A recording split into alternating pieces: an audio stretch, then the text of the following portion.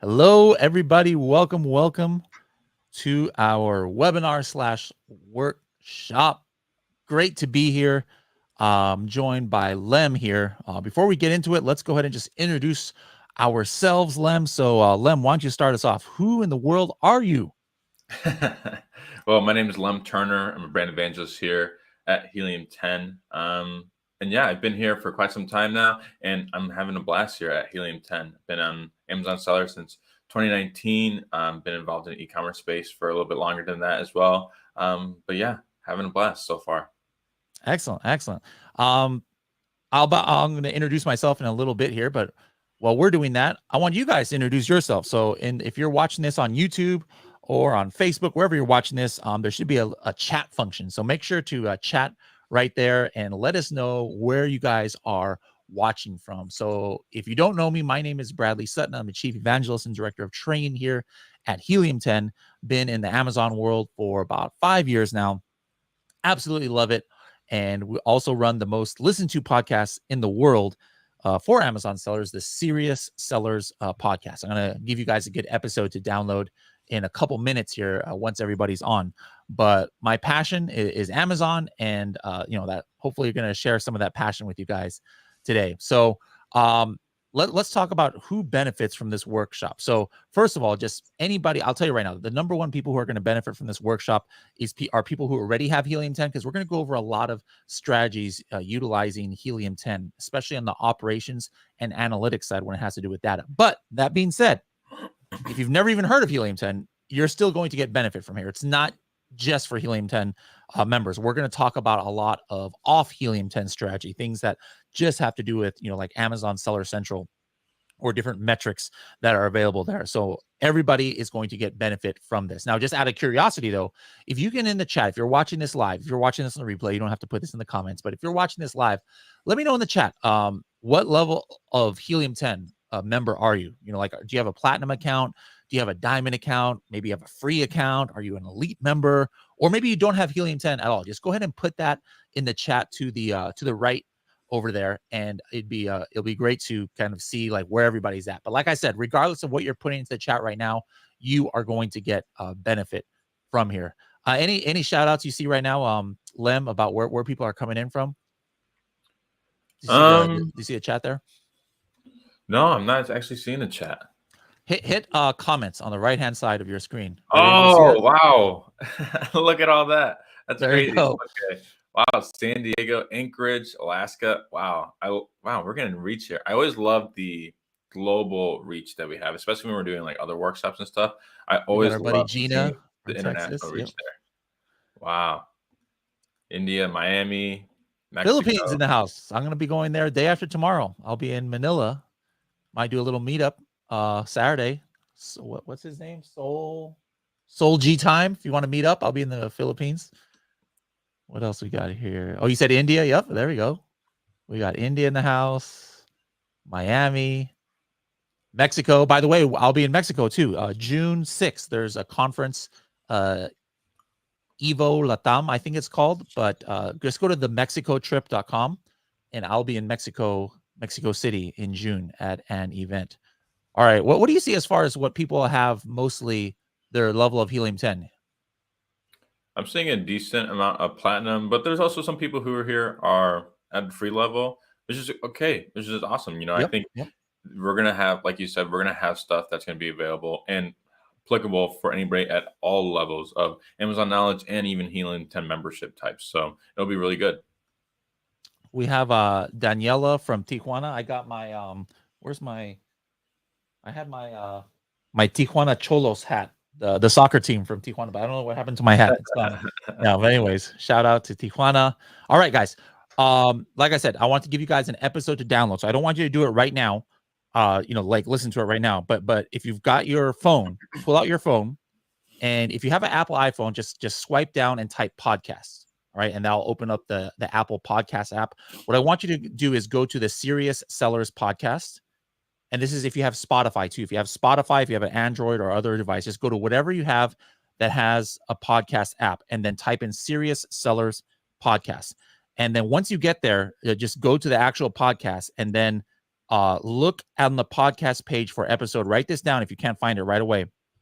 Under library on the podcast, once you get there, 339, and then hit download. All right, so that after this webinar, you're gonna be able to listen to that. It's a really great deep dive that we did into the importance of search volume, which is something we are going to talk a little bit about today. We're going to talk about some of the tools where some of these search volumes come from, like Product Opportunity Explorer, like the search query performance. And so I want you guys to understand a little bit more on the search volume. We're not going to go too deep today. So go to episode 339, hit download, and then hopefully you remember to after this webinar, I want you to go and close off your education for the day by listening to that episode like at 1.5 or 2x speed. It's really important so that you can understand why search volume is important on Amazon, and then how you can use the different search volumes that are out there, whether it's Helium 10, whether it's brand analytics, whether it's product opportunity explorer, whether it's search query performance. They all play a role and they're all important. And so make sure to download that episode. And then we might put those the link, the Spotify and podcast link. If I'm not sure if Gio is able to do that, but if you can't find it, let us know. All right. So today we're going to talk about analytics. We're going to talk about operations. We have done other workshops where we talk about a core functionality of the Amazon journey. The previous ones we've done is product research.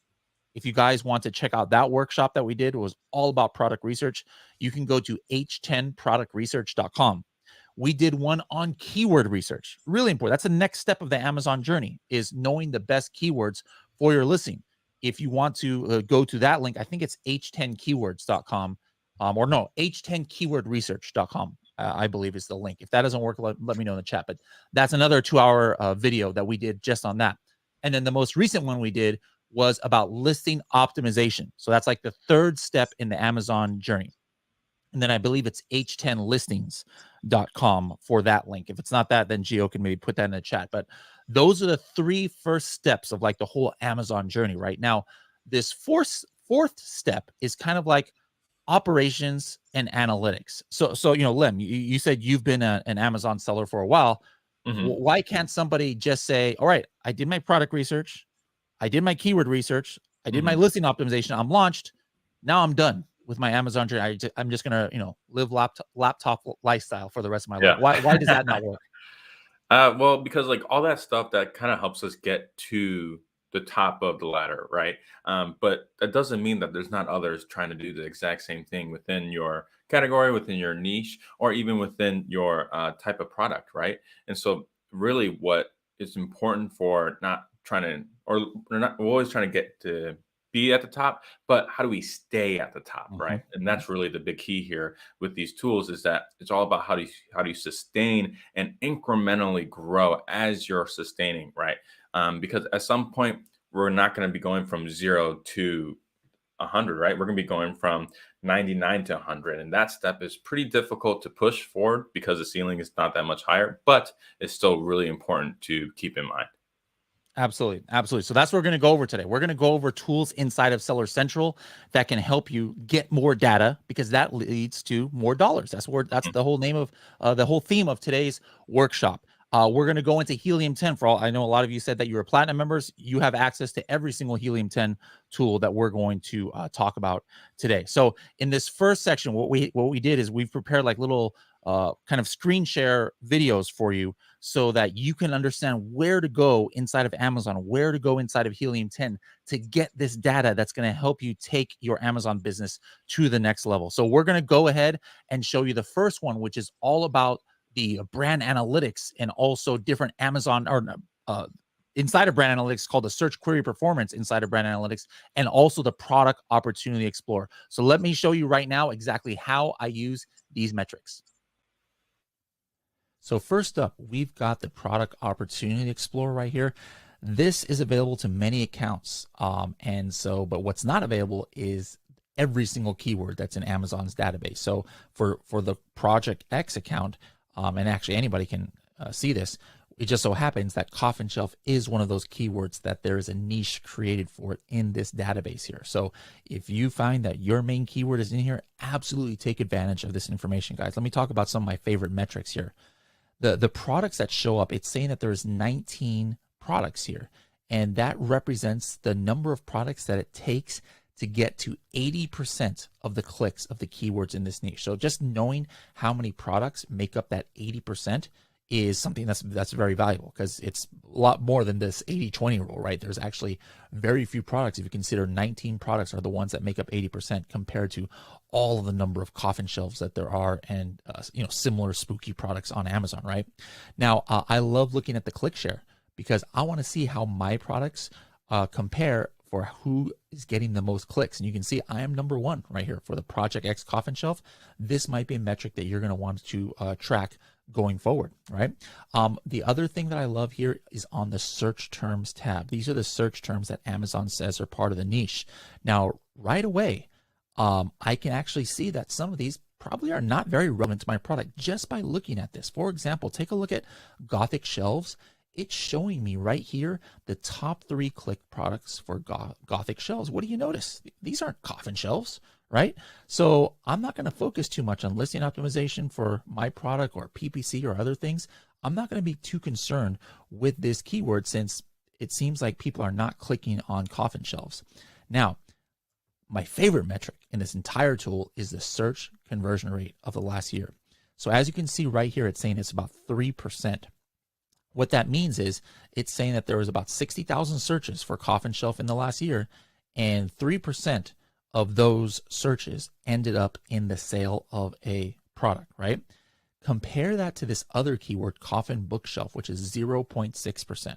This is what I'm going to be checking to see if there's keywords in my niche that have a terrible conversion rate. Not even 1 out of 100 people who search this coffin bookshelf keyword end up buying something.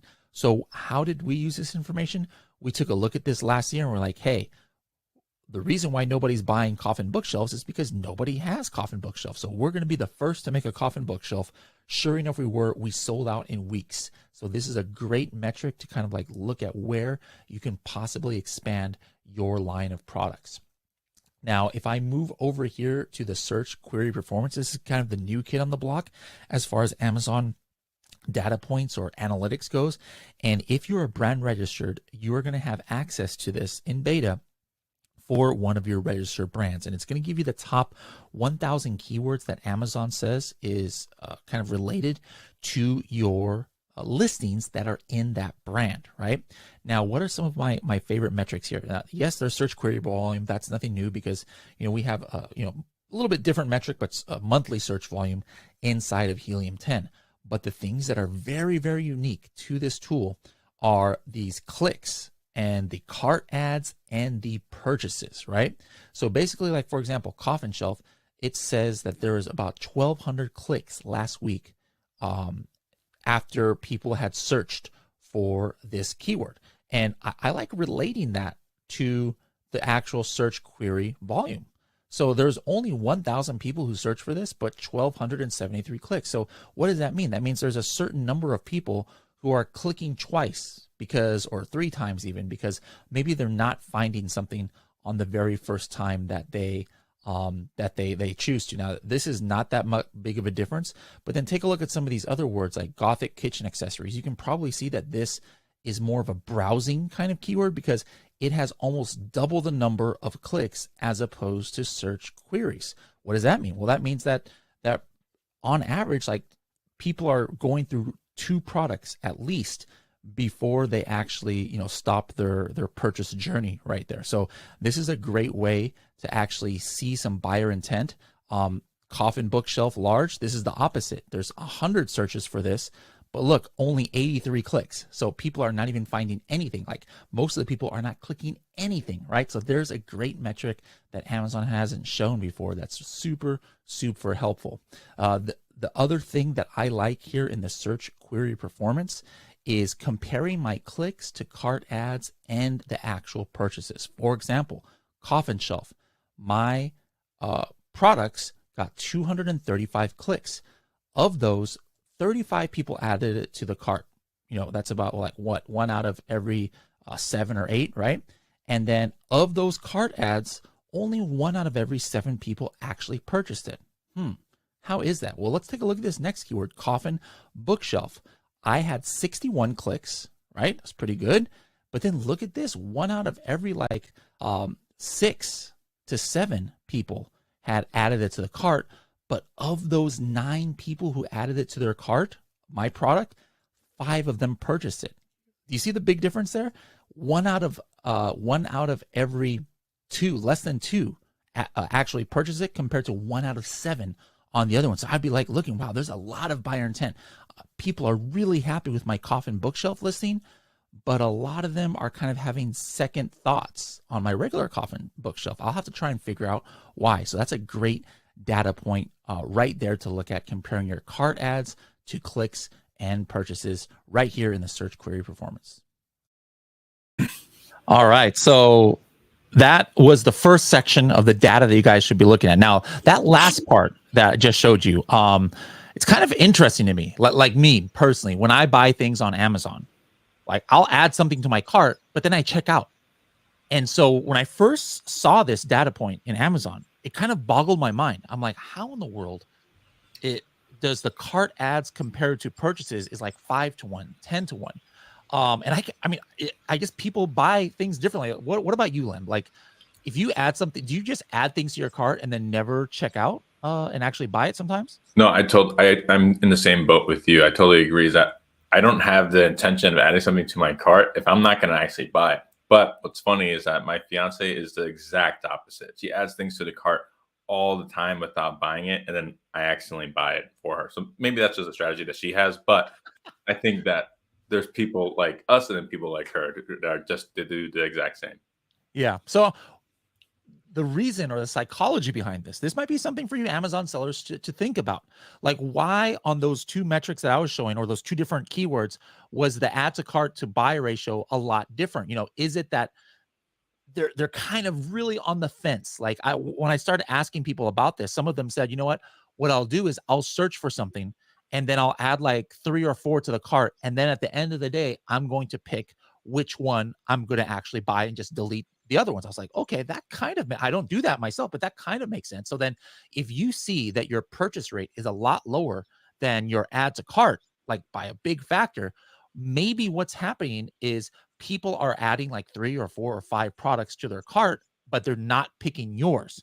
And so you've got to then ask yourself, all right, which ones are they picking?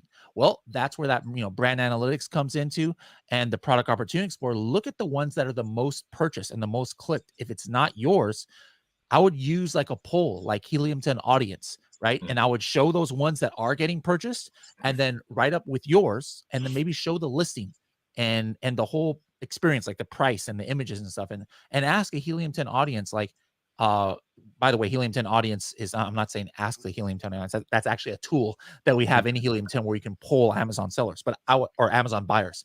I would ask those buyers, hey, which one would you click on? Which one would you purchase and why?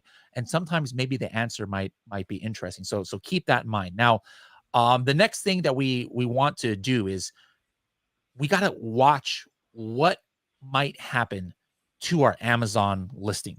All right. So like, Lem, what are some things that, why do we need to do this? Like, what are some things that could potentially happen to you if you're not doing this? If you're not keeping tabs on your Amazon listing, well, a whole bunch of things can happen, right? And things are known to happen with cause and without cause all the time, randomly. Like, possibly sometimes your dimensions can change because for whatever reasons it gets scanned differently at a fulfillment center, and then they just change your dimensions based on that part. Or maybe for whatever reason there's a category shift, and like you're in the same category, but you're in terms of subcategory, it changes, which then can have an effect on your FBA fees depending on the category that you're changing into. And then some other minor ones that are still really important to keep tabs on, like your content reverting. Like if you just updated your content, sometimes it'll revert back just randomly to your older content, or even like price changes and things of that nature. It's definitely important to be able to keep tabs on your listing, but it's almost impossible for somebody to physically do it 24 hours a day, 7 days a week. All right. So with that in mind, let's see what Lem has prepared for us on a way that we can kind of be always alerted when things happen to our accounts. Here we are in our alerts tool.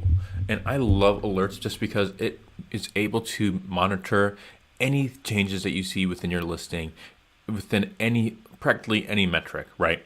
Like we have all sorts of things, such as we can see those that were in the buy box for, those that were not in the buy box, like a different SKU or seller has a buy box.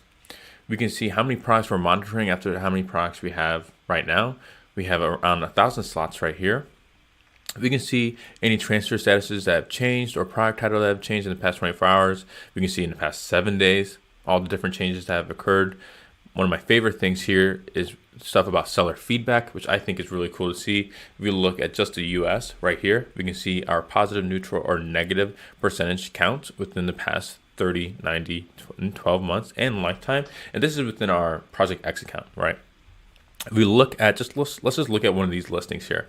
It's going to be able to give you so much valuable information, such as being able to see the category that it's in. And hey, maybe if it changes categories randomly, sometimes Amazon does that. It's really unlikely, but you never know when sometimes that happens. It'll notify you if that happens. And you can get push notifications that go directly to your phone through the mobile app, which is really, really cool. Here we have our reviews that you can kind of get an idea of as well, and that's going to be tracked, and you can see that within our product ratings tracker in follow-up, and we can get it to see our dimensions here. Now, dimensions is really a big crucial thing here. Is right now this is in the Canadian marketplace, but even if we look at this US one right here, we can see the dimensions is 10 inches by 4 by 4 by 22 inches, right? Dimensions can have such a big impact that if those are, for whatever reason, changed, that can actually cost us money in terms of FBA fees, and that can cause us to have to pay more and more FBA fees than we actually didn't even need to do in the first place, which is why I think alerts is such a huge and crucial tool that you'd rather be safe than sorry by activating these. And so going down the gamut of all the things that's able to track, what I also love about it is that it literally takes a screenshot of your listing practically every day. Now, why does it do that? The reason why is because it's going to be able to show you what your listing looked like before any changes happen. So like, let's go back here. Let's exit out here. If I go ahead and click on the mobile app screenshot, it's going to show me what my screenshot looked like on 420, right? It's going to show me, okay, this is what it looked like. This is what it's going about. Okay, not a problem. Like I see it's taking screenshots, no changes whatsoever. And what I like about it is that if there are changes, I have a screenshot to be able to go back to Amazon and make a case to say, hey, this is what it used to look like. Now it doesn't. Can you please make the changes accordingly, right? I think that's a really awesome tool. But what's something that we can go one step further with alerts, right? Now, this is something that I see a lot of beginner sellers make the mistake of, is not getting easy seller feedback, negative reviews off of their seller feedback, right? Now, with product reviews, it's hard to get negative product reviews off and to get those off your listing. But when it comes to seller feedback, that's not the case. And seller feedback definitely has an impact on how well you rank organically for a product, right? So here we see a random storefront, right? And we can see, hey, they're 95% positive in the last 12 days, or I'm sorry, in the last 12 months, they have 58 ratings. Here, I see something. What this item was purchased as a gift and arrived damaged and was open as well. I gave pictures if needed. Now, I don't know about you, but that sounds like product reviews, not a seller feedback. That has nothing to do with how well the seller performed their action on selling on Amazon, right? And so what you would want to do is go to your Seller Central, go to your seller feedback right here, right now. This is my personal seller feedback page. And you can see I have a whole bunch of them that are dashed out right here because they are negative feedback that's talking specifically about the product, right? So if you're going to do this, it's really easy and it's super automatic where you can, it is as simple as clicking on this pin right here, or we're going to click on that, click on request removal. And then here we see some policies, right? Amazon only removes feedback in the following cases: if it has obscene language, if it includes personally identifiable information, or if the entire product is a product review. That's the most common reason for being able to remove it. If we do feel like it is, we're going to click on yes, and more often than not, it'll automatically take this feedback out and it won't include it in your averages right here, which I think is really incredible to be able to do with your product. So be sure to check out that feature and do that today. All right. So now removing seller feedback, like you just showed there, Lem, do I need to be, do I need to have Helium 10 in order to do that? No, you can do that on your own just through Seller Central. That's why it's so easy and just anybody can do it. But not oftentimes a lot of beginner sellers don't do that. Yep. So guys, remember the easiest ones is number one, like he showed. If it's a product review, you can get almost 10 times out of 10 get those removed. And also, if they have trouble, if somebody's complaining about the delivery experience, but it was an Mhm. FBA order, you can get that one almost automatically removed as well. So make sure to get those removed so that you can keep your seller feedback at 100%. And then the way that Helium 10 helps with that is we'll give you an alert, so you don't always have to check your seller feedback page. We'll Mhm. give you an alert if you have that activated in Helium 10 alerts in order to know when you get that negative seller feedback. Now, another thing that Lem showed was, hey, sometimes Amazon might change the dimensions of your product, and you like 2 inches here or 1 inch there. Are we talking? Oh, that's only going to affect your fees maybe by 3 or 4 cents, Lem? No, it could be honestly like $1, $50, $2 even, depending on the category. Yep. That's happened to us, the Project X coffin shelf. I didn't realize that they had changed the dimensions, and then for months, because I wasn't checking my Helium 10 alerts, it totally told me that it changed it, but I missed it, and we paid thousands of dollars more over a few months because $1 here, $1 there for every single order. You're selling like Mhm. 10, 15 a day. It adds up, guys. So one of the other ways that you can just quickly see, maybe you didn't have Helium 10 alerts on and you just want to see, like you only have like 5 or 10 products and you want to see like, is my dimensions like kind of like what I originally did? Let me show you a way right now on how you can do that, and also show you another tool that you need to be using, which is Keyword Tracker. All right, so along those lines of trying to know if your packaging is kind of within the realm of possibility, or if you think right off the bat that Amazon might have changed your dimensions, just look right here on the Helium 10 Chrome extension on any product page, and you can do this on your own products. Just go right here under the graph and take a look at the item dimensions. Now, if you had entered that correctly, you're the one who enters this. Amazon is not opening your package and measuring it. This is you who put this in. This is the one that sometimes Amazon changes. So if you notice a big discrepancy, then you know that maybe Amazon changed it. Like I'm looking here at this side, 21 to 21 and 3/4. That's probably right. 3.80 to 4.60. Yeah, considering the packaging and the the cardboard, that makes sense. 11 to 12. That seems like within the realm of possibility. But like, let's say this side said 11 and then this side says 13. I know there's no way that the cardboard is 2 inches thick, with the packaging or something. So then I would definitely go in and check my alerts if Amazon had changed my dimensions. Now, one thing that's super important on Amazon, when you're talking about analytics, data that is going to help you make those dollars, right, is your keyword ranks. All right. So what do we mean by keyword ranks? So for example, if I'm on search for coffin shelf, I'm looking here at the where I show up in the search results, right? These are sponsored ads right here. This is page 1, position 1, 2, 3, 4. And then we go 5, 6, 7, 8, 9, 10, 11, and so on, right? And then these are the first like 4 sponsored ads. Now, way back in the day, like 2015, there was no keyword trackers out there. So what you would do as an Amazon seller is you just like hire a virtual assistant or an employee to go in every day and start looking at where you are on the major keywords. Guys, don't do that. That takes forever. All right. With Helium 10 Keyword Tracker, we are doing that once a day. So as soon as you start selling a product, guys, you need to go add your ASIN to this keyword tracker and then put your most important keywords that you think can generate sales for you, because it's not going to generate sales for you if you are not on the first page of results and not near the top of the first page in either organic or sponsored results. So instead of having to check this every day, add it to keyword tracker, and we're checking it once a day.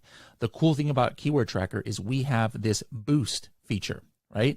And what this does is it allows you to check 24 hours a day.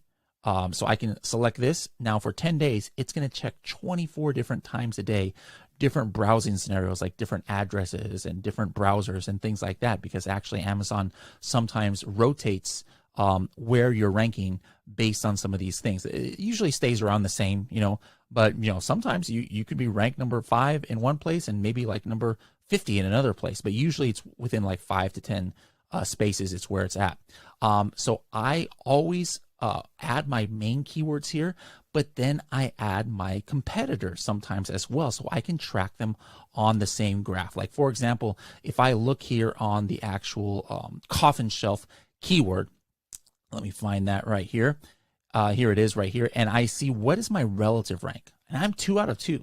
That's not great. All right. Now, what does that mean? That means that the last time that Helium 10 checked, my rank compared to my competitor is a little bit lower. And look at this. This competitor is consistently number 1. They're the red one right here.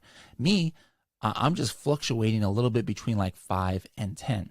Now, here is where it gets interesting, where you can pull in another Amazon data point, and that's Amazon Brand Analytics. All right. So in Amazon Brand Analytics, let me look for last week, and I'm going to type in coffin shelf search term, right?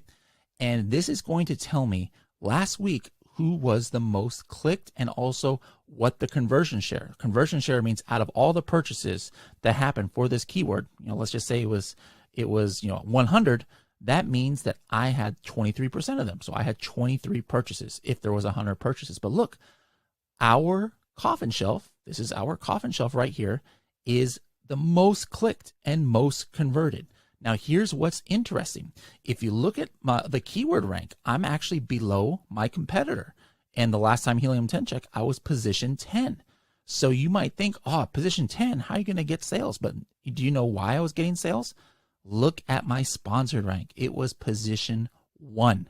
All right. And you actually saw that on the search results, how my sponsored ad was one of the top 2 ones right here. So this one shows you that, hey, sometimes your sponsored rank definitely can get you some sales too. You don't have to be in the organic rank position 1 just to be able to get sales. So how did I even know this information? Again, right here, I added this product to my keyword tracker, and I added these main keywords so I can constantly see different times of the day, different days, where am I showing up in the search results? And then I combine this with the Amazon Brand Analytics to see how am I performing at that rank. So guys, make sure to add this right now. Well, maybe not exactly right now, but you guys can wait until after the workshop. If you have Helium 10 open right now, go ahead and add some, but take some time, when you can focus on it and add your top keywords. One mistake I see sellers make is in their Helium 10 keyword tracker, they'll add like 500 keywords. And then what happens, the danger of that is you're kind of losing focus. You're not going to be getting sales from 500 keywords. I'll tell you that right now. Maybe there's 500 keywords you're indexed for, or that you want to kind of hope you have some activity. That's okay, but you're going to get the majority of your sales from a very small number of keywords. So like me personally, I never go beyond 50 keywords that I track, because then I can really stay focused and make sure I'm paying attention to the most important keywords. So guys, I suggest adding those to your keyword tracker right after this workshop, and then after, of course, you watch that one podcast I told you guys about. Now, let's talk about reviews. Lem, why are reviews so important on Amazon? Well, reviews are so important just because of the unbiased exposure of them, right? Like, it's not being, reviews ideally are not biased by the seller, right? It's a completely objective review by a individual who purchased a product, right? It's the best like truth we can find outside of buying it and reviewing it for ourselves. And we've seen Amazon be more put more emphasis on reviews, right? Even at some points, we've seen that in testing. I think it's in beta. We've seen reviews being integrated into ads of, hey, look at this review that a customer said about this product, right? And I think that with reviews, it has a great visual element to it of seeing when a product has like 4.5 stars, 4.2 stars, or whatever, and being able to see that number next to it. Because I definitely, personally, as a shopper, see a big difference between a five-star product that only has 10 reviews and a 4.5-star product that has 1,000 reviews. I'm probably going to go with 1,000 because it shows me that people are satisfied time and time again with this product, and that if I buy it, I'll probably feel the same. Yeah, I mean, I just did that a couple of days ago. I've been wearing like the same pants forever, and I was like, you know what? I'm going on a trip. I need some new pants, and visually, I actually like this one listing a lot more. I was like, these pants look good, but it had 26 reviews, And then this other one had it was something crazy, like 11,000 reviews or something. And I didn't even like the looks of that, but I ended up buying the 11,000 review one because I was like, 26 reviews. I'm not sure if that's enough. Like, what's the not buyer intent? What's the word I'm looking for? Buyer proof or whatever. Social proof. Social proof. There you go. I knew there's a word there. Social proof. It wasn't enough social proof for me to like justify getting that one with the lower reviews, even though it looked nicer. So let's see what happens. It's going to come today, and I love how Amazon has a very generous return policy. Amazon sellers don't like that, but me as a buyer, I like that. But again, the name of the game is reviews. That's literally what made me purchase this other pair of pants as opposed to this newer one. So the question is, what are some easy ways on how we can make sure that we're getting the most reviews possible? This next demo by Lem is going to show that. Now, if you're looking to increase your reviews, using Amazon's request a review template is a super easy way to do that.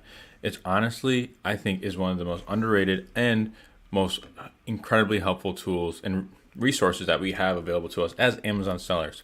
So this is the template. Like this is Amazon's template. They're the one who created it. This is what it literally looks like. It would say seller, whatever your store name is, request you to share your experience for your recent order with other Amazon shoppers. It would show your product name. It would bring in the image of your product, like the first image that you have. People or your customers would be able to go over these stars and click on it if they wanted to. They could even leave you seller feedback within that template, right? And this is sent to you or Amazon sends this to your customers on your behalf if you have this set up, right? But you don't need to use follow-up for this feature. You could do it within Amazon, right? You could go to Amazon Seller Central. This is my Amazon Seller Central page. I'm going to go to my managed orders. That's where I'm going to have to go to do this. Go to my managed orders.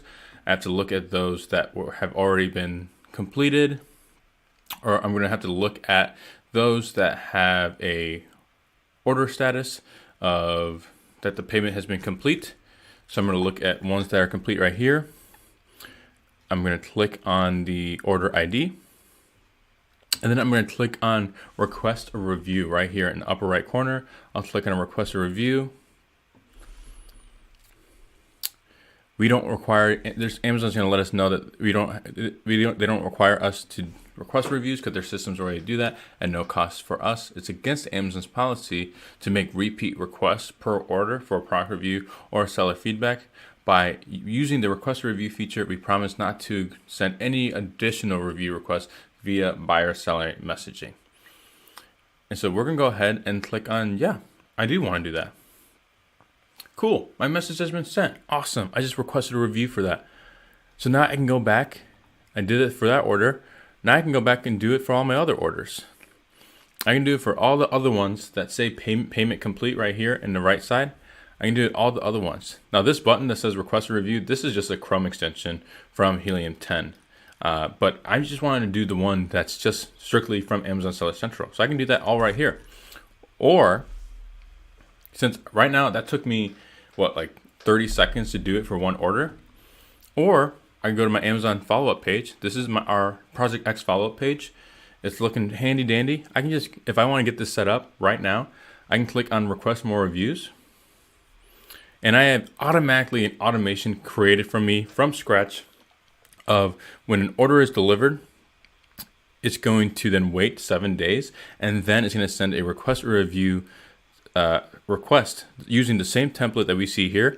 It's going to send that to all of my orders, not just the one, all of them. And then I can click on save and exit in the upper right hand corner right here. Click on that. It's going to make sure that everything's compliant. Naturally, it will be because this is Amazon's template, not our own. We're going to click on save and activate. And boom, I've just done that, but for all of my orders, not just the one. So yeah, you can do it through Amazon Seller Central for your individual orders. But if you really want to have a huge blanket approach of making sure it applies to all of your orders, maybe follow-up's a better choice, because it takes just as long, if not shorter, to do it for all your orders and set up a review request that way than it does for one order doing it only through Amazon Seller Central. So hopefully you go ahead and realize that follow-up Follow up is a really helpful tool that can help you increase your product reviews, and you can go ahead and set this automation up today in a matter of seconds. Now, one of the benefits, you talked about right here was being able to schedule the timing. And actually, along those lines, Rosina had a question here. It's like, how early is too early to request a review once the product is delivered, 3 days after? The answer is it kind of varies on the product, right, Lem? Yeah, I would agree. Like there are like specific guidelines of like Amazon won't let you do earlier than 5 days after a product or after an order is delivered, and won't let you do it after 30 days when a product is delivered. So that's why we typically aim for that 7 day mark. But like you said, it definitely depends on the product, right? Like if I order a letter opener and I get it from Amazon, I'm probably using that letter opener to buy the other or to open my other packages, right? So I have an immediate idea of if this is a great letter opener or not. Or if I purchase collagen peptides, I'm not, and I use that in one day, I'm not going to get fantastic hair, skin, and nails right away in that moment, right? It's going to take me a couple of weeks to be looking great like that. And for me to get an idea of how effective that is, which in that case, I'll probably want to delay my wait time towards the end of those 30 days, like 28, 29 days, rather than the 7 days that I would do for the letter opener. So it's all about what your product is and how quick a customer is going to find satisfaction from it. Yep. And for you eagle-eyed people out there, you notice in Lem's demo, he had in that automation, it said, hey, exclude the ones that have, like over I forgot if it was 10 or 20% discount. And the reason behind that is we Amazon is very sensitive about review manipulation. And we don't want to like give Amazon any reason to think that we're like incentivizing the review. So think about it though, how it might look from Amazon's viewpoint. Somebody bought a product with like a 30% discount and then you ask them to leave a review, it's possible that Amazon could deem that like, oh, you only gave them that discount so you can get the review. So to be on the safe side, always keep that one filter activated in follow up about not asking for a review. If it's more than a certain percentage of discount, some people are just like, I'm going to play it safe. I don't even care if it's 5% discount. I'm not going to ask for a review just to be on the safe side. Because again, Amazon is very, very particular about this kind of thing. Now, talking about reviews, let's actually take a look at another demo to see how sellers can get even more reviews without even having to use Helium 10 or a tool. Let's watch that now.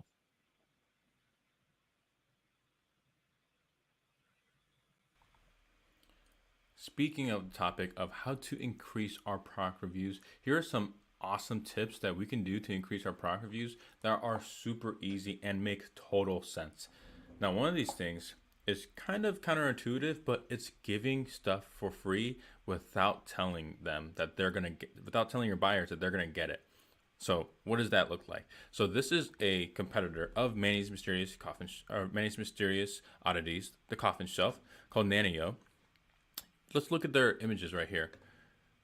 We see, oh, they got a makeup coffin shelf. It's a bookshelf type of thing. Cool. They put perfume. Awesome. Yeah, just your standard images. Oh, sweet. They got stickers in here. That's pretty nice. We got added stickers. We got stickers as added bonus. We got screws, inkers. Awesome. I think I have a good idea of what's going to be included with this product. So let's go ahead and look at some of the reviews that they have, right? I want to see what are some of the common phrases with the reviews. Brush holder, bottle opener. Huh? What does that have to do with anything? Bottle opener. Oh. Most recently, I was surprised to find what appears to be a coffin-shaped bottle opener. Oh, unexpected bottle opener. I am honestly more extorted about the handful of goth stickers and coffin bottle opener. They're more happy about that than they are. I knew it was supposed to come with stickers, but mine came with a coffin bottle opener. Okay. See, this seller included a coffin shaped bottle opener. Okay, I also see bamboo charcoal. That seems like that doesn't belong there. What? I guess the seller also included bamboo charcoal as a gift before in the past. It came with a bamboo charcoal bag to remove mold and keep the air fresh. I didn't know the seller was going to send me some cool stickers and the bamboo charcoal. And it awesome. A bamboo charcoal air purifier bag. Outstanding job. This is a Vine Voice, a top 1,000 reviewer. It also came with an unexpected bonus bag of bamboo charcoal. This is what people they were expecting the stickers, but not this coffin shaped bottle opener or the bamboo charcoal bag. And it's honestly, it's the idea of value, right? They were already satisfied with paying $36.95 for a product that included the coffin shelf, the makeup little remover thingy, and stickers. But to get a bottle opener or a charcoal bamboo bag, people then think that they're getting more bang for their buck, and they are more gracious to leave you a product review. So how else can we give, or maybe what? How else can we give away free stuff or free bonuses outside of including random items with our products? That's where we go back into portals. You knew I had to bring it back to Helium 10. You knew I just had to. Of giving away free warranties. People love warranties because you want to know why? Because that helps them feel comfortable and at ease that, hey, this product is going to last either because it's a high quality product or because if something goes wrong with this product, the seller is going to send me a new one with this free warranty. You can incorporate this into your product insert and say scan and register your purchase to activate a free extended warranty. And I think this is another way you can increase your product reviews by giving value, providing more value to the customer than they thought they were originally going to get. And I think being able to provide a warranty, we have these templates within our portals that you can go ahead and copy, and we will not have any issue with that. You can go ahead and look at it. You can edit the content here. You can put different pictures, your logo, your own custom QR code. You can even edit the text, whatever you want to do. You can do different sizes, anything you want to do, totally up to you. We would love it if you did it, but that's just another way of being able to provide value, more value than the customer thought they were originally going to get. Is a really easy way to increase product reviews and to just make sure that you are improving upon your Amazon's customers' experience and giving them everything that they ask for and more. So that was from portals. Yeah, there's a lot more functionality in portals too. What are some of these other things that you didn't demonstrate today? Within portals, there's other features such as you can create landing pages in order to drive sales and traffic to your Amazon listing. You can do it to drive traffic to your social media sites or social media accounts, or you can even do it to get customer information. So that way you can use it for off-platform marketing purposes, which of course, as everyone should know and does know, you're not able to send marketing emails to your current customers via Amazon through the buyer seller messaging capability. But if you build an email list off of the Amazon platform, you can remarket to them if you're doing a product launch or you're doing a big sale or whatever it is. You can do that and more. And some of the other like random, but I think are really cool features of portals is that you can even, for then association with the landing page, buy and connect a custom domain to your Helium 10 account, which I think is pretty neat. But yeah, we definitely have a ton of other features in portals that you can go ahead and uncover. All right. So remember, guys, a lot of these things you have access to. Everything that we have shown so far, any Helium 10 member has access to. And then we've even shown you some things that you don't even need Helium 10 for. But hopefully you're seeing the value. So many people I talk to are like, oh yeah, I wish I could do this. I'm like, you're not a Helium 10 member? Like, I am. Like, you totally have access. You don't even have to pay any extra money. You've got this. So portals is one thing that a lot of you guys have full access to. Now, at the end of the day, we're talking about more data equals more dollars. But whenever we talk about more dollars, there is a special P word that's actually important. So let's watch this next demo to understand how to use the next tool. So guys, at the end of the day, what are we trying to do? We're trying to make money on Amazon, right? So that's why we call this tool profits, because we want to know how much profit we're making. And let me just go right into here. I'm doing so many experiments on the Project X account that last week, not only did I not have a big profit, we actually lost money in this account. Well, if this was a real account that we're trying to make money on, you'd obviously want to know this thing. And what's costing you so much money? You know, is it the PPC? Is it the Amazon fees? Is it your cost of goods sold? Is it your other costs that you have in here? You're going to want to know this stuff, guys. So make sure to connect your Amazon Seller Central account or your Walmart account to Helium 10 so that you can be monitoring this stuff possibly on a daily basis. You know, I want to see maybe at the product level which products are doing well. Like look at this one. These products are losing money last week, but this one made a 30% margins. So there's so much great information here on these different widgets so that you can really dive in to see what is driving the money in your account. There's also some unique data points here. Like for example, if I go to expenses, you know, you want just with a couple of clicks to see how much money you're paying for storage. Take a look at this Amazon storage fee for March 2022. Right off the bat, I just click this once and I can see I actually paid $125. It was down from 128 the previous month. So maybe I don't know, or you don't know how much you're paying Amazon because some of your product is just sitting there in FBA and maybe not selling. Well, this will tell you exactly how much you're paying Amazon for that. Another cool feature of Profits, guys, that I think you should be checking out is your refunds tab. All right. If you are getting a lot of refunds, or returns and refunds, which products are getting that? Like if I were to go to maybe this year, I can see that the number one return thing looks like it was this egg tray. And I could just dive into some of these. And if people have left a comment, it'll say why they're returning. Not everybody leaves comments, but here a couple people were saying, hey, this leaves brown marks on the eggs. I didn't know people were saying that about the egg tray.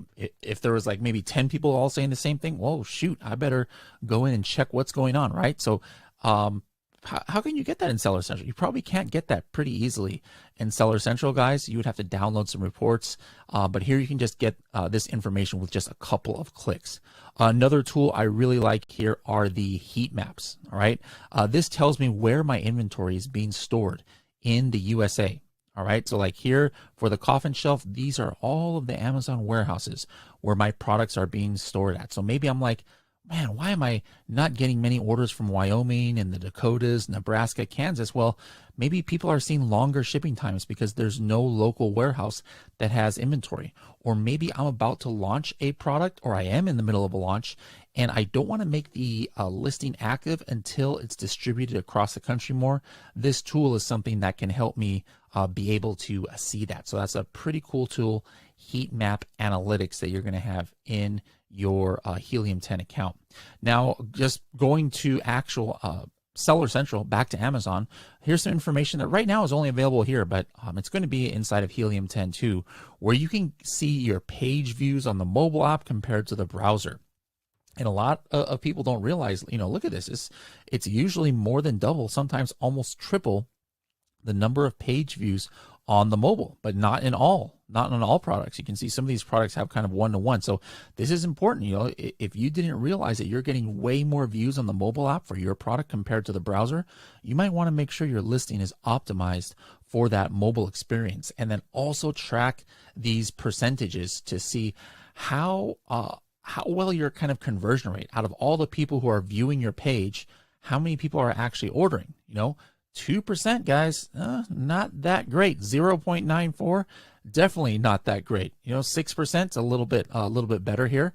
But these are numbers that you need to be looking at so you can see maybe there's some holes in your listing or with the price or just with the buyer experience that are making people not purchase your product. So again, guys, this is what you should be checking on a weekly, if not daily basis in Seller Central, and then on another daily basis, go into Helium 10 and check your profits dashboard so that you can see important financial information that are happening to your account every day. So now there's a question here that somebody had. What if you've got multiple brands? Can you monitor all brands? So I'm assuming they're talking about profits. So like I've got a Seller Central account, Lem, and I've got Manny's Mysterious Oddities, Gee's Chicken Coop, and Lem's something or other that starts with L. Lem's Learnings. It's a you know book line that you have. Can I watch all of those in profits, or is it only per brand? No, yeah, you can watch all of those in profits for sure. And you can, what's nice about profits is that you can search through, like if you're looking for a specific product, like let's say you only want to look at one ASIN, you could find that one ASIN you search for, or you can do it for your brand too. It applies towards all of your inventory. Yep, absolutely. So, guys, make sure to take advantage of profits. Connect your Seller Central account or your Walmart account. Those of you selling on Walmart, you can connect both of them to your Helium 10 account and monitor what's going on there. Somebody had asked about the heat maps, is that's available to Vendor Central users? Not this time, because we don't allow connecting, or no, we don't allow. Amazon doesn't allow connecting Vendor Central accounts in that way for that exact functionality to see where your inventory is spread apart. But most of the other tools you can still use as Vendor Central, including this next one, which we're going to talk about how to track your market. And this is actually one of the top ones that even top companies use that have Vendor Central accounts that are not connected to Helium 10. But it's a great way to kind of see how you're doing in a niche or market. So let me show you guys how to use that right now.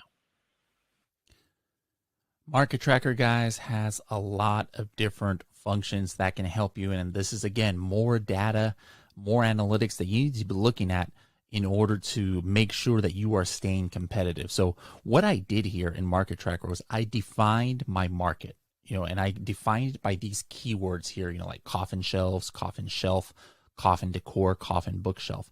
And then I put which products I wanted to track that I considered my direct competitors. And then I marked which ones are my products. And based on all of that information, now I can see, first of all, the market volume. This is the estimated sales over the last 30 days. And so consider this like the whole pie. So the whole pie is like $30,000 a month of sales are generated by coffin shelves, right? And then here's where the money is made, right?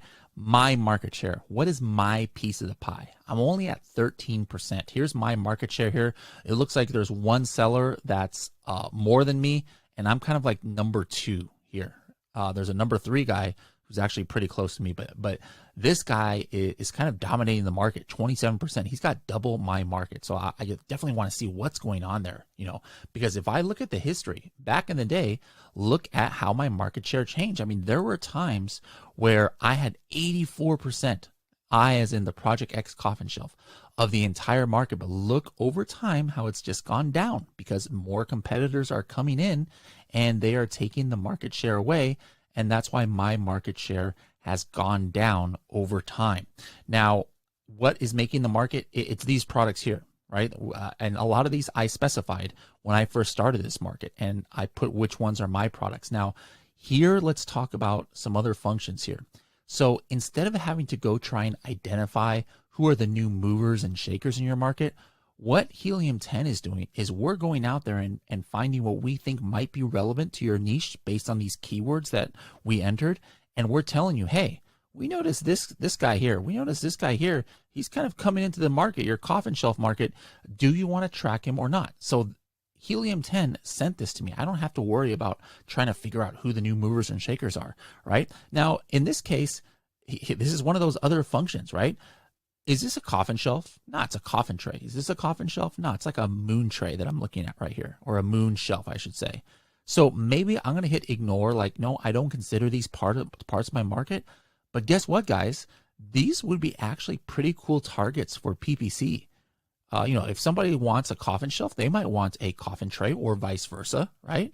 So before you just completely ignore it, I would write down these ASINs and maybe add it to a product targeting campaign and see if it's relevant. So this is a great kind of discovery way for PPC, but also for potentially new product line, right? If my brand is Manny's Mysterious Oddities and I specify in coffin shelves, maybe I can have a Manny's Mysterious Oddities coffin tray, right? Or a Manny's Mysterious Oddities moon shelf here. Could be, right? But look, here's a coffin shelf. Maybe this guy is brand new in the market. Let's take a look at what his listing looks like. He's not, oh no, yeah, he is brand new. Look at that. He only has 3 ratings. All right. So I didn't know about this guy. He probably just came into the market. Would I want to track him? Sure, I want to track him. So I would say, yeah, I would track it. So this is how I know if there are new players in this market. So guys, make sure that you are using Market Tracker. What's your share of voice? What's your share of the whole pie in your niche? Add everything to your niche who you think you're competing with sales for. So again, if you have a Helium 10 account, make sure to do this right after this workshop. Define your market, define your keywords, mark which ones are yours, and then start tracking how your share is either increasing or decreasing. And if it's decreasing like ours, find out why. Is somebody beating you on sales? Like, here, this guy's beating us on sales. Maybe I want to find out what keywords he is running, maybe ads for or ranking organically that I'm not ranking. So I'm going to do a deep dive on Cerebro on him. So make sure to check out your competition, guys, with the help of Market Tracker. Yeah, so that's really important. The market tracker, the core functionality is being able to compare yourself with your direct competitors. But there's added bonuses of market tracker. It's almost like a product research tool where you can get ideas on product line extension. It's also a PPC research tool where you can get ideas on similar products that maybe aren't in your exact niche that you could target with product targeting or sponsor display campaigns. Now, there's a question here. Rosina says, who to choose as my competitor in Market Tracker, the bestseller in the niche or bestsellers, I'm assuming you mean, or someone who has joined when I have started selling. I'm not exactly understanding the full question, but just Lem, in general, how do you define who you add as part of your market when you set up your own markets? Yeah, I look at those who are at the simplest definition of who my competitor is those who are targeting the same audience that I am, right? So with this question, it's like, is it the bestseller or one who just joined? It's kind of like what you showed in the video. If you saw somebody that just joined, you're like, would I want to track them? Sure, yeah, because you want to know just in case they do continue to grow and get a ton of velocity. Let's say they start to break into the top 10. You're going to want to be able to have that information to track rather than waiting until they get to that point to then track them. So I consider them both a competitor. I guess it's just a little bit more small nuances when it comes to your PPC strategy or in terms of looking at the type of keywords that they're ranking for versus the bestseller in your niche and looking at the keywords that they're ranking for. But overall, I think it's still really important to track everybody that's targeting your specific audience because that's who you're competing with at the end of the day. Yep. Now we, that's Market Tracker, but we have a new program that's coming out that's in beta, Market Tracker 360. So I know it's still in beta. I'm not sure exactly when it's going to be released, but can you give a little sneak peek or Lem, like what can people expect on this new tool? I know you've been taking it for a little test drive. Yeah, this new tool is pretty expansive. It honestly is. It's not just looking at your niche, but it's also, I think it's expounding on the concept of not being able to use the tool as a keyword research tool, as a product research tool, as a PPC strategy tool, right? Of being able to truly drill down in your specific niche, in your subcategory to see who's everybody that's competing in this space, right? And really curating it to your own needs. Now, one of the biggest things about Market Tracker 360 that I really like is that it takes a lot of the manual processes that you see currently in Market Tracker out of the equation, and it allows you to go ahead and build systems into Market Tracker 360 to kind of let it grow upon itself and just compound the value that's going to have for you and your business. Cool. So if we have openings, we'll announce it again if you guys want to get into that beta program, but it's like super, super cool. This new tool is going to be a little bit separate from Helium 10, once it's fully launched. Now, another question about a tool. I'm like, so let's say somebody's like six-figure seller, maybe they've sold $300,000, $400,000, $500,000 over their Amazon career. What tool in Helium 10, if they've never run this tool before, but they run it for the first time after this workshop, could potentially pay for like their entire Helium 10 membership?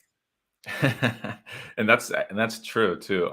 It's Refund Genie. Refund Genie is essentially our version of getting reimbursements back from Amazon that you are owed, right? It runs through 4 different reasons of why you could get your inventory reimbursed through Amazon. And it looks at reports that typically you'd have to spend at least a couple hours through double checking, triple checking, comparing your notes. Where in this case, this software just pulls it automatically, and it's able to have you track your previous reimbursements, give you an estimated potential value of the reimbursements you're going to be owed.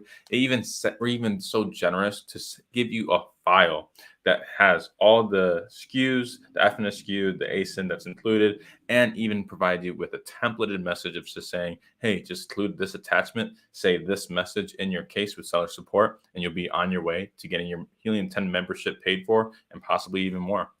Yep. So that's Refund Genie inside of Helium 10. Obviously, you have to have a Helium 10 Diamond account to be able to get that, but it almost pays for itself depending on how much Amazon has lost. But now, what if you don't have Helium 10? What's another way that you can get some money back from Amazon? Lem is going to show you how by showing how to reconcile your shipments. Now, how else can we try to get some reimbursement back from Amazon for money that we are rightfully owed? Well, another thing is to look at any lost ship or any inventory that might have been misplaced or lost by Amazon specifically within your shipments. So you're going to go ahead and click on Manage FBA Shipments right here. Click on that. It's going to bring you to this page, and you're going to want to look at specifically units that are, or shipments that are specifically closed, and those that have a different value between the units expected and the units received. Now in this case, we see this one right here. They expected to get 200 units. They actually received 249. Now, if you know without a doubt, I only sent 200. They shouldn't have gotten 249. You're going to want to go and click on that shipment right there. We're going to open up this shipment, and what you're going to want to do is then go to your right here and then click on Contents. And that's where you can reconcile your inventory. Now, what does reconcile mean?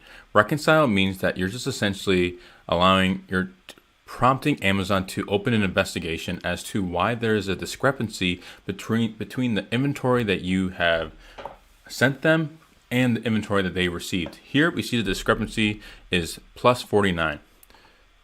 So we can either say that, hey, we accidentally shipped extra units, so that's the reason why, or we want them to research extra units. And it's the same thing vice versa. If the discrepancy was a negative number, it would be that as well, of like less units shipped or research missing units. Then you're going to go ahead, once you choose one of these things, so we're going to do research extra units. Then you're going to want to upload any documents that show that you own the inventory. This can be really easy, such as a file of your purchase order from your manufacturer, or if you're doing retail arbitrage or wholesale, anything that has like a receipt or anything that shows the number of units or more that you have purchased, and have that attached with your file here. And then you can provide any additional information from there of, hey, these are known to script. Like you typically always mistake 2 units for 1, anything that like is pretty common for you, the description of your shipping boxes, anything that you can help the fulfillment center to be able to locate your missing inventory, or to recognize that they accidentally labeled it or accidentally recognized additional inventory when they shouldn't have. So that's where you're going to provide that additional information. And then you can be able to click on preview requests, and you'll be able to open up a case in seller support to be able to do that. Now, this is usually one of the biggest areas, if not the biggest area, where you can get money back or resolve inventory issues really quickly with Amazon. Because let's say that they recognize, let's assume that here that this inventory is not additional 49, but let's say this discrepancy was negative 49, right? That they were missing 49 units that you should have sent in. If that was the case, and let's say you make this seller support case, you fill it out, you type in all the necessary information you need to send them, and they realize that, hey, we can't find your inventory. You're right, you did send these, but for whatever reason, we can't find it. They are going to provide you with the average net profit you would have made, or I'm sorry, the average net revenue you would have made from that unit, meaning that Amazon's going to pay you as if you had sold 49 units in this case, or however many units is missing, and give you that money. Now, keep in mind that if you are missing, or if they do find it later, they will take that money away. But it is nice to know that if Amazon does lose it and they admit fault that they did lose it, that you are at least financially covered within that aspect. So there you go. That's how you go ahead and be able to reconcile a shipment and be able to get some more of your money back, or to fix some inventory issues that you may be having. So that one there, doesn't even require Helium 10. So even if you're a Helium 10 member and you're running Refund Genie, great. But also make sure to go and reconcile your shipments. There's a way in Helium 10 in our inventory forecasting, which I'm going to show you in a little bit, how you can do that, or how you can use inventory forecasting. But in our inventory management section, there's a way that you can go into the shipments and you can kind of like see which one where Amazon has checked in a lower amount than you sent, and you can definitely get some money back that way. There's some other tools that we didn't go over today that can help out, both in and outside of Amazon. Like, let's talk about, what about if you need financial help? There's Amazon lending. Sometimes you qualify automatically for that, so just check your Amazon Seller Central dashboard and see if you qualify for lending. Whether you do or not, sometimes it's a better bet to go with Helium 10 Alta. That's a program that we have. You don't even have to be a Helium 10 member to take advantage of it. It's growwithalta.com, growwithalta.com, and you can check if you're eligible to have a line of credit. And the difference between the Alta line of credit with the Amazon lending, I have found advantageous. With Amazon lending, they'll say, hey, you can get $20,000, but you can only click yes or no if you want that 20,000. And if you say yes, you get that full 20,000 and start paying interest from that day. As we know, Amazon can't predict how much money you need. Let's say you only need like $5,000 for right now in order to put the down payment on a $20,000 order, right? Well, you can get that $20,000 line of credit if you qualify from Alta. But then what you would do is you would say, I only need 5,000 now for my down payment, and then you would get that 5,000. And then after that, what's going to happen is when you're ready to pay for your shipment, like 2 months later, then you can get the other $15,000, and then you're only paying interest for what you have taken on your line of credit. So Helium 10 Alta, guys, is a great way. That the other things that it can do is you can actually pay your suppliers in their currency. You can, which by the way, guys, if there's some fluctuations going on in exchange rates. So if you're paying your factory in dollars, you might be able to get a discount. But if you pay in like Chinese RMB, you can actually save some money also, and you can do that through Alta. There's also ways that you can get your disbursements every single day from Amazon, a certain percentage of it, up to like 90% of your disbursement. So what that is like, you guys know how you have to wait like 2 weeks in order to get your money from Amazon of what you've sold. Well, with Alta, if you qualify, you can actually get deposits into your account every single day of the week. So that can help you a lot with your cash flow. So make sure to take advantage of Alta, guys. Again, growwithalta.com. You can see what you qualify. You don't even need a Helium 10 account for that. Now, I just referenced inventory. So why is inventory management critical, Lem? Like, why does it matter so much?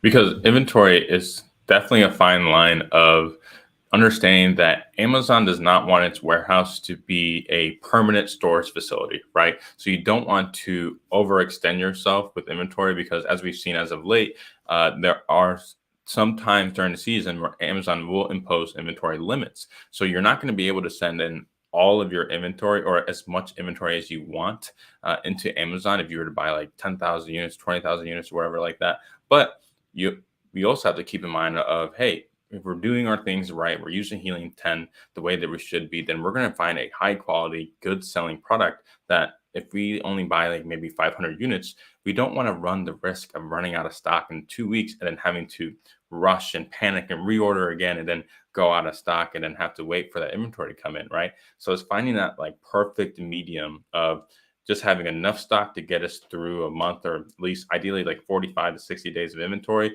but not having too much where we might incur some long-term storage fees or might be stuck with more inventory than we actually thought we needed.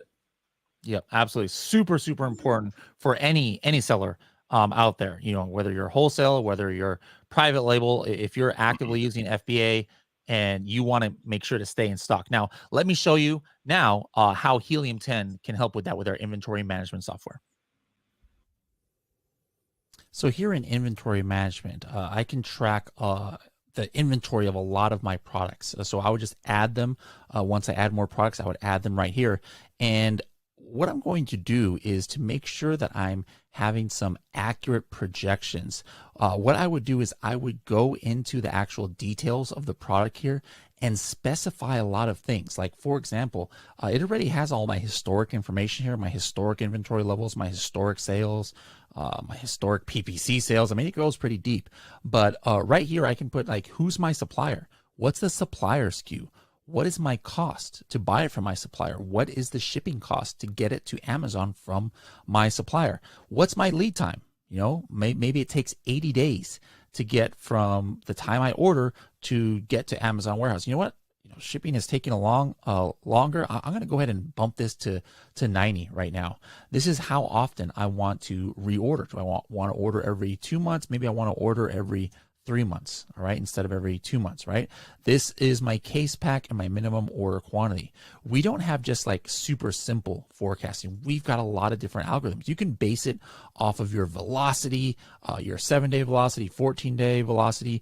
You can base it off of if you have a brand new product that doesn't have history, or you can base it off of a lot of historical information where we take into consideration things like seasonality, etc. So once I have all that, basically Helium 10 is going to tell me, hey, you know what? This is how many units you have in stock, but you're going to need to transfer some inventory from your warehouse. We track your own third-party warehouse or your own warehouse inventory. You need to transfer it to Helium, to your FBA warehouse. Or you know what? You're going to need to order this product from your factory. And once you need to do that, you can actually create your POs right here inside of Helium 10 inventory management. You can also create your FBA shipments. Like let's say I needed to send these two from my warehouse to Amazon. I would select both of these, and then I can actually create a transfer shipment without even having to go to Seller Central for the first part of it. And it'll tell me which FBA warehouses I need to send it to, and then I would complete the shipment if I need to buy partnered carriers right there in Seller Central. So this is like really, really advantageous for you guys so that you can make sure you're not having too much inventory in Amazon, too little inventory in Amazon, too much inventory in your warehouse, or too little inventory like in your pipeline. I can see that, hey, this purple coffin shelf, I'm going to have to transfer some in a couple of weeks here. But this egg rack here, I've got plenty in Amazon, so I'm not going to have to transfer any for at least a couple of months here. So there's just a lot of great data right here to help you make sure that you guys are not running out of stock, because you know what running out of stock can do to your ranking on Amazon. All right, so guys, another thing, you guys have access to this depending on what level of Helium 10 you have. It shows how many SKUs that you're able to use this, but this is stuff that you're not having to pay any extra. If you're a Helium 10 member, like most of you said you were, you have got access to this. You've got to be taking advantage of these tools. Now, Lem talked a little bit about portals before and how you can use that tool. Let's do our final demo right now. And Lem is going to show us another use case for portals. And this one's about QR codes. All right, guys, here's a feature of portals that I think is so underrated, and that's QR codes. I honestly don't think people use QR codes enough, and it's honestly super easy. And what I like mostly about QR codes is, one, you can put it towards a portal link or use a tracked URL, but either or, what I love about it is that you get statistics directly going to the QR code. Watch, I'll show you just how it works. So let's just do a tracked URL. Right, and we're just doing a typical tracked one for a custom URL. Let's say we're doing this off of Amazon, right? Like we have a Shopify page, or we're taking them to a product review page, whatever it is. Let's look at one that's just off of Amazon specifically. That's like a custom URL here, right? So we're doing a non-Amazon one. So let's just do helium10.com. Let's do that. We're gonna add that URL. We're going to go ahead and click on save and continue.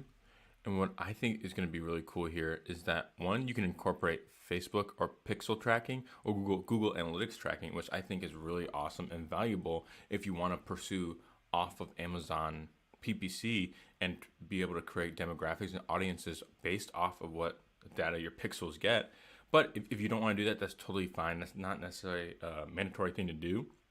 But we just click on save and continue. Let's just incorporate the logo into here. Our Manny's Mysterious Oddities logo. Love to see it. We can make it the central image or the background. In this case, let's just make it a central image. That seems to be easier. And we're just going to keep the images as is right here. But this is what I really want to show. We're going to click on save and finish. All right, boom. We have a tracked URL. But here's what I want to show. Like, I'm going to scan it right now. We see right here. It says 0 scans and visits. All right, right? I'm going to go ahead and scan it using my phone right now. All right, I just scanned it. It took me to helium10.com. Let's go ahead and see if I refresh the page, how many scans and visits we got. Go ahead and refresh the page. Boom, we get 1. Real-time data. I literally just did this, and we were at 1. So if I go ahead and look at the statistics there, here's what I love about it, is that you can incorporate these QR codes into your product inserts and get an idea of what kind of devices people are scanning from. I can see mobile. I scanned it using my phone. I can see the country was United States. That was me. And the city, Noblesville. That's just north of Indianapolis, where I live right now. But I think this is really awesome material because what it's showing us is that, hey, we're getting scans here from Noblesville. If we update this, we're getting scans here from Noblesville in the United States via mobile. And what I really love about that is that you can use that data to inform further decisions off of Amazon, on Amazon, and be able to use that to your advantage to grow your business. So that's just one way I think people don't use QR codes enough, and another way where you can totally easily insert it into your product inserts in order to get a true idea of just how many people are scanning your product insert and actually putting it to use. All right, so Lem, out of all these ones that I showed and that you showed today, do you have a favorite tool that you're using? I would honestly say it's Market Tracker. Market Tracker is one of my favorite tools just because I always find another way to apply it towards a different part of my business and another way to see the value of being able to see not only where I'm at within my specific niche, but also to see where my competitors are at, to see how quickly they're rising or how quickly they're declining, all the sorts of opportunities there. Market Tracker is definitely one of the favorites for me. Yeah, Market Tracker rocks, and everybody who's Helium 10 member definitely has access to that. So make sure to be utilizing that today. Now, I want everybody right now to go ahead and if you have a question about one of the strategies we talked about today or one of the tools in Helium 10, don't ask questions about Cerebro and Keyword Tracker or not. Actually, yes, Keyword Tracker. that was one we covered today. But Cerebro, Black Box, we didn't talk about those today. Excuse me, but give us your questions about one of the tools we talked about today or one of the Amazon strategies, and we'll get to those questions in a couple minutes. But if you have FOMO, for those of you who don't have Helium 10, really quick, I just want to show you a kind of special that we have right now of what you qualify for if you sign up for Helium 10 today to give it a test drive. You get a total of 8 bonuses. The first one being you're going to get 25% off 2 months of either of Helium 10's plans. All right, the platinum plan or the diamond plan.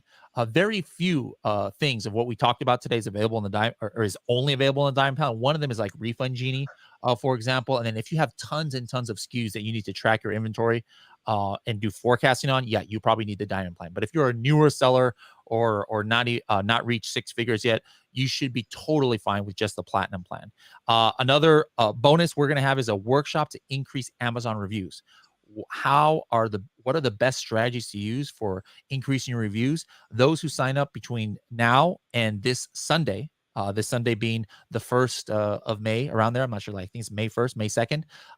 If you're watching this before then and you sign up in that time frame, you're going to get this bonus. Now, that first bonus about the discount, even if you're watching this like 2 months later, you should still be able to get that. But these other ones are only valid through this weekend. The Facebook group you can get access to at any time, regardless of when you're watching this. All right. So you're going to get access to 60,000 Helium 10 members in our Facebook group. Those of you who sign up who weren't members, you are now going to get the full Freedom Ticket course, which is $997 if you go to freedomticket.com, but it is completely covered by Helium 10 for its members who sign up. We have some partner bonuses as well. Now, these come from our seller solutions hub. All right. So if you're if you are wanting to find out, hey, what are some service providers that, because Helium 10 does not provide translation. Helium 10 doesn't have 3PL warehouses. Go to directory.helium10.com and you can see a whole bunch of service providers there. Here are 3 that were very kind enough to offer these discounts exclusively to those who sign up through this weekend on this special by clicking by going to the link below. The first one is YLT Translations. You might recognize them from, they've been on the podcast a few times, Yana from there. They're offering a 15% discount on listing translation services up to a $5,000 value per customer. Another one is Air Wallets. If you spend $3,000 in the first 60 days, you're going to get $300 back. So 10% back from Air Wallets. And then the last one that we have is eDesk. And if you sign up for eDesk, get 3 months for free on feedback, and that's worth up to $865. So if you want to reach out to any of these, you can get information from customer service once you guys sign up for one of these plans on this special, or you can find their contact info again at directory.helium10.com.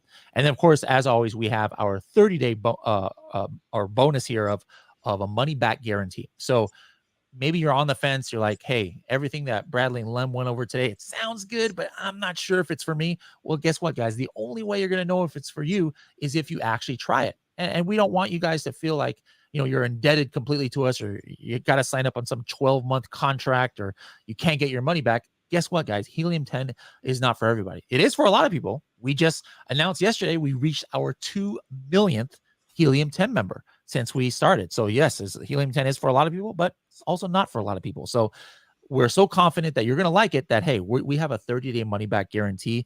So if you sign up for this plan, and let's say, May 20th or something like that, a month from now, you're like, you know what? I'm just going to sell on Etsy.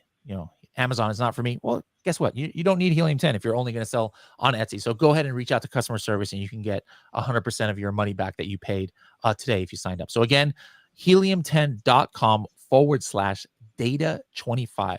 Lem, do you say data or data? I say data. Okay, good. So helium10.com/data25. All right. So make sure to sign up, guys, now. So let's go ahead and start looking at the questions again right there in the chat. If you're watching this on YouTube, hook us up with the questions that you have about one of the strategies we talked to. First of all, let's give a shout out to Denise. She was saying that when she used Refund Genie, she was able to get a full month of Helium 10 membership. I'm not sure what level she's at. If she's a diamond member, that's $249 she was able to get back. But Helium 10 is priceless to me and worth every penny. I love it. All right, let's see.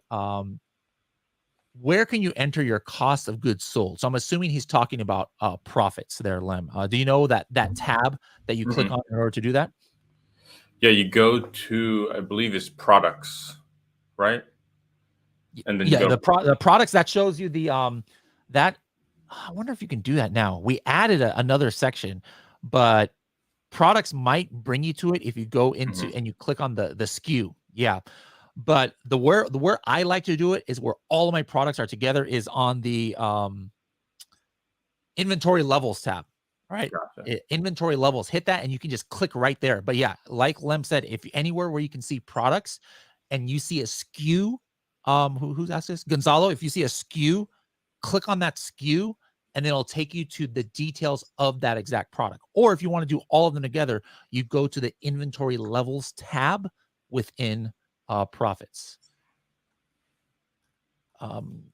US says, when will inventory management be available for Germany? We need to get more people asking for it. All right. So make sure to make your voice heard. Submit that as a feature request to Helium 10 so that we can get that added for you. And by the way, for all you German sellers out there, German speaking sellers, make sure to sign up for our podcast in German. Serious Sellers Podcast auf Deutsch is what it's called. It's on the same, podcast players that our podcast is on. Make sure to sign up for that. And we also have a Helium 10 Deutsch Facebook group where Marcus, our podcast host, he can answer questions that you guys might have in German there. All right, let's keep looking here.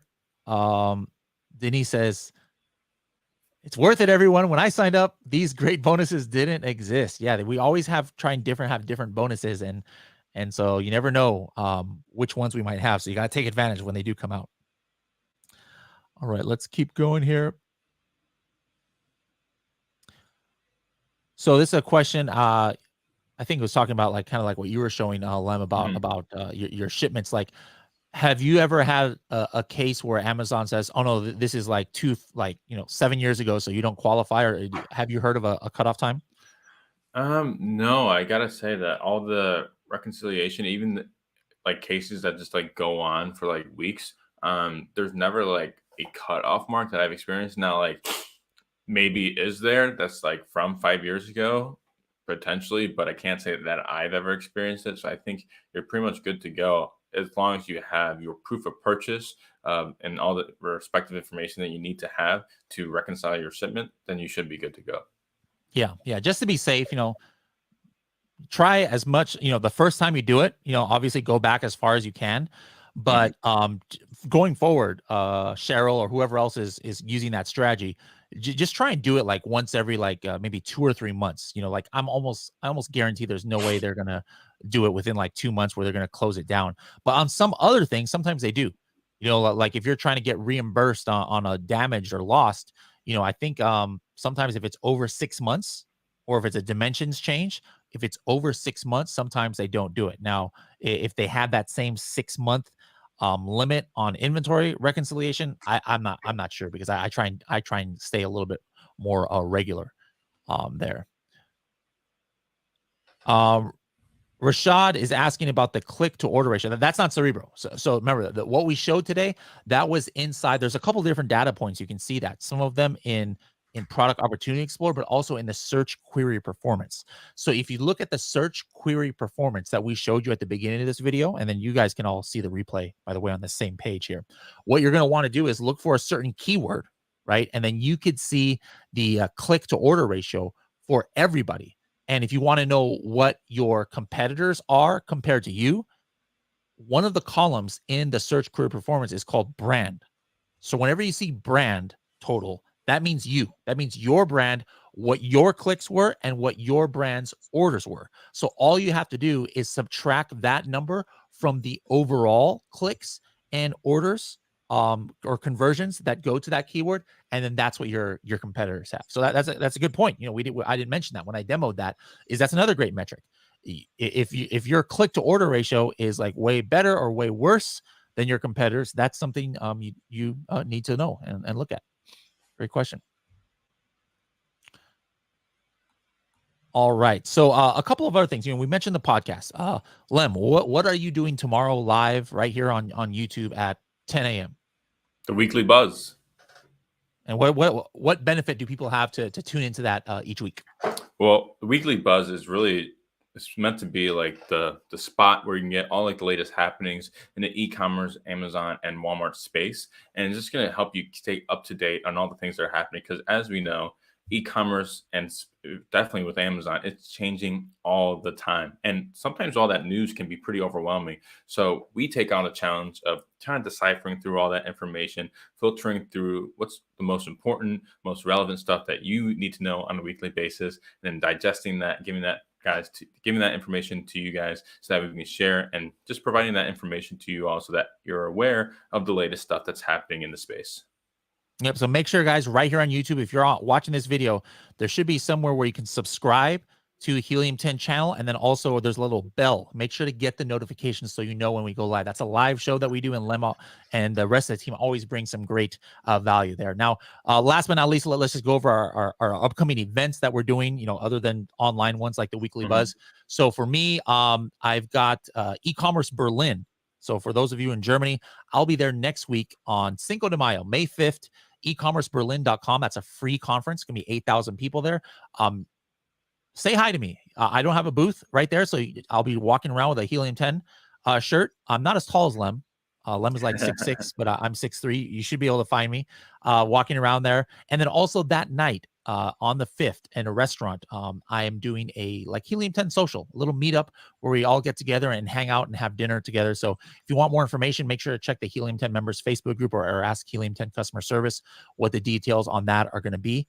And then a few weeks later, like I had mentioned, I'm going to be in Mexico for a couple of events. You can check out the mexicotrip.com for details on where and when those are. One is in Mexico City, one is in Cancun, June 7th, 8th, and then the other event on June 9th through the 12th. Lem, your next conference that you're doing?